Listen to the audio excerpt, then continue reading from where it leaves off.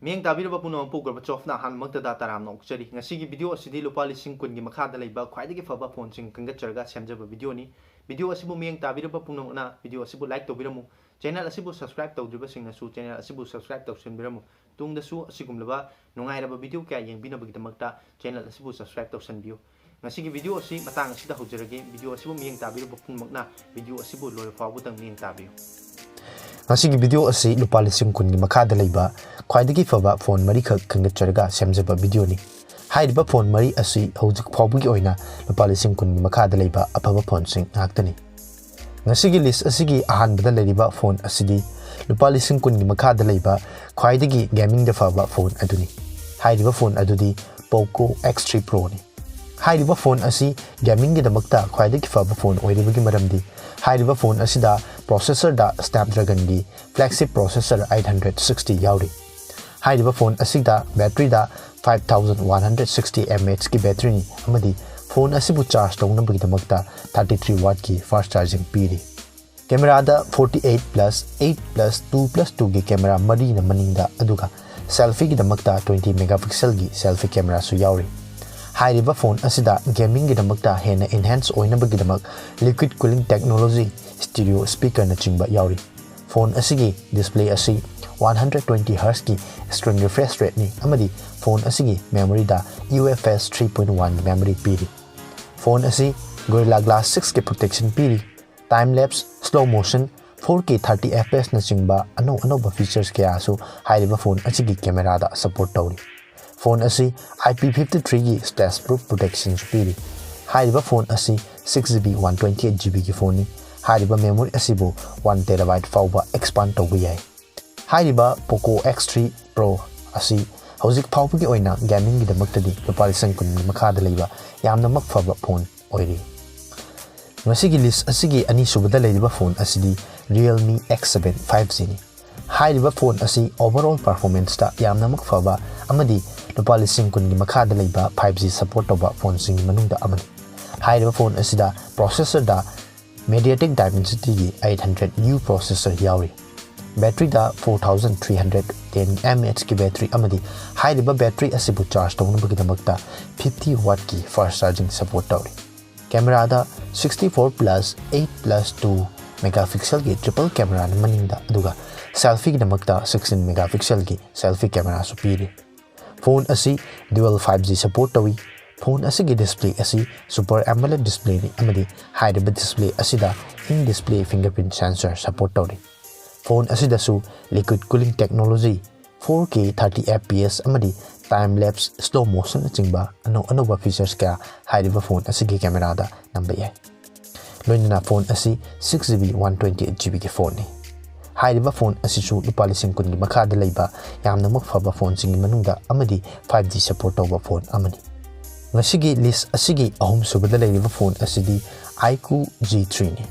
hairiba phone asisu lupa lising kun gi makhada leiba 5G support tawba yamna makfaba phone sing manungda amani hairiba phone asida processor da 768 Snapdragon G processor amadi battery da 4400 mAh ki battery piri hairiba battery asibu charge tawna bagi damakta 55 watt ki fast charging support tawi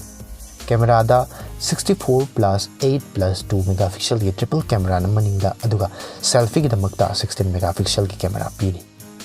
hairiba phone asisu dual 5G support tawi liquid cooling technology 120 Hz ki screen refresh rate piri phone asida lupa lising kun gi makhada leiba phone sing marakta khwaidagi thodok handokna 4K 60 fps da video number yai amadi hairiba phone asibo piriba 55 watt ki charger asina 50% asi 19 minutes ki manungda charge tawba ngami ngasigi list asigi aroibada mari subada leiba phone asidi lupa lising kun gi makhada leiba yamna maksu phajaba design oiba amadi overall performance da yamna makfaba phone aduni hairiba phone adudi Redmi Note 10 Pro Max ni hairiba phone asi hojik fawbugi oina lupa lising kun gi makhada leiba yamna mak premium oiba design oiba phone adu oiri hairiba phone asida processor da Snapdragon 732G processor battery da 5020 mAh ki battery amadi hairiba battery asibu charge tawna bagi damakta 33 watt ki fast charging piri camera da 108+8+5+2 की camera मरी न मनिंग अदुगा selfie दमकता 16 megapixel की camera सु पीरी phone असिदा 120 हर्ट्ज की स्क्रीन रिफ्रेश रेट अमदी फोन असिदा साइड माउंटेड फिंगरप्रिंट सेंसर यावरी फोन असी सुपर एमोलेड डिस्प्ले नि अमदी गोरिल्ला ग्लास 5 के प्रोटेक्शन सु पीरी स्टूडियो स्पीकर HDR10 अमदी टाइम लैप्स स्लो मोशन न चिंबा अनोबा फीचर्स कया सु सपोर्ट तौरी फोन असिदा 4K 30 fps वीडियो नंबर याय अमदी हारिबा फोन असी IP53 की डस्ट अमसुंग वाटर रेसिस्टेंट पीरी हारिबा फोन असी लुपा लिसिंग कुन की मखादा लेबा ख्वाइदगी फबा फोन सिंग मनुंगदा अमनी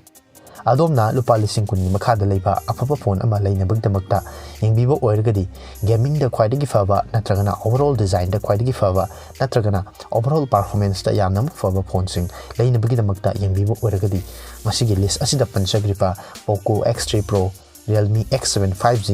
IQoo Z3 अमदी Redmi Note 10 Pro Max हाइरिबा फोन मरी असिगी मनुंगदगी अदोमगा चानबा अमदी अदोमना पामजबा डिजाइन नि मतुंग इना लेबिबदा यामना फबा फोन सिंगी मनुंगदा अमाने मसिनी ngasi lupa lising kun gi makhada leiba khwaidagi faba phone mari khak khangdak charga semjaba video asibu beng tabiraba pungmakna tungdasu asigumla nungairaba video kya yengbina bagi damakta channel asibu subscribe tawsan biramo amadi video asibu like tawsan biramo मसीनी ngasi lupa lising kun gi makhada leiba khwaidagi faba phone sing matangda khangdak charga semjaba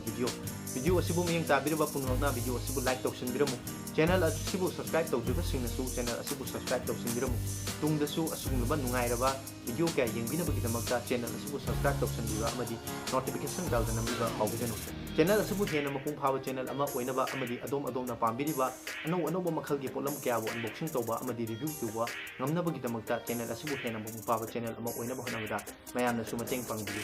masigi damakta di video asi matang asida losinjari tungda anoba video amada amuk thenarasi matam adu phawgi damakta di mayam pun maktagi kaina bugi atang injari